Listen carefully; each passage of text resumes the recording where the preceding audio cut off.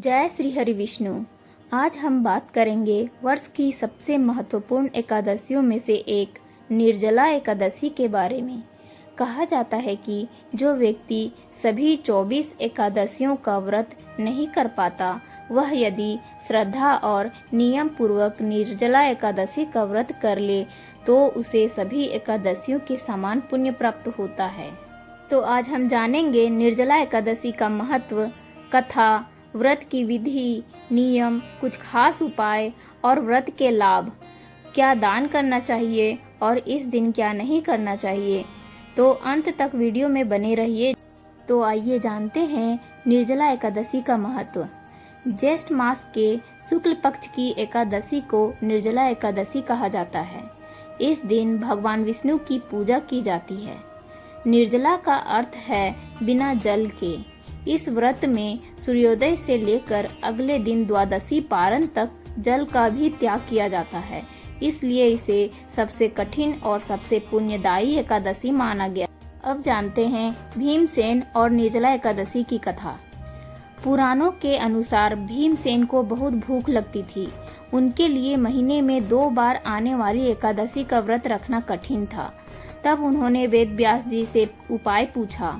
व्यास जी ने कहा, यदि तुम सभी एकादशियों का फल प्राप्त करना चाहते हो तो ज्येष्ठ शुक्ल एकादशी के दिन निर्जला व्रत रखो। भीमसेन ने ऐसा ही किया और उन्हें सभी एकादशियों के बराबर पुण्य प्राप्त हुआ।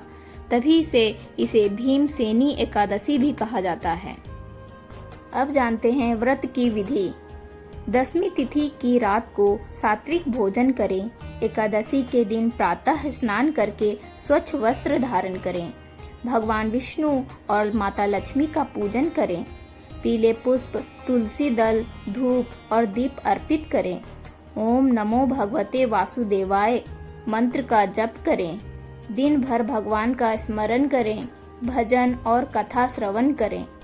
अगले दिन द्वादशी को पूजा करके व्रत का पारण करें। आइए जानते हैं व्रत के नियम। निर्जला एकादशी के दिन हमें क्रोध नहीं करना चाहिए, झूठ नहीं बोलना चाहिए, किसी का अपमान नहीं करना चाहिए, तामसिक भोजन का सेवन नहीं करना चाहिए, निंदा और विवाद से दूर रहना चाहिए, यथाशक्ति भगवान का नाम जप करना चाहिए। यदि स्वास्थ्य कारणों से पूर्ण निर्जला व्रत संभव ना हो तो अपनी क्षमता के अनुसार व्रत रखें और स्वास्थ्य को प्राथमिकता दें। निर्जला एकादशी पर क्या दान करें? इस दिन दान का विशेष महत्व बताया गया है। दान में आप दे सकते हैं जल से भरा घड़ा, छाता, पंखा, वस्त्र, फल, सत्तू, शरबत, अन्न, दक्षिणा।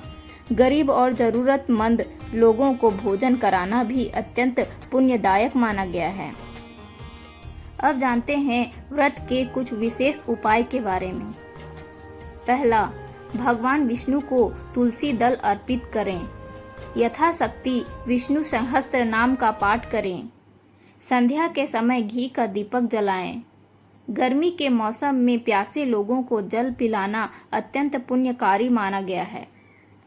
यदि संभव हो तो गाय को हरा चारा या गुड़ खिलाएं।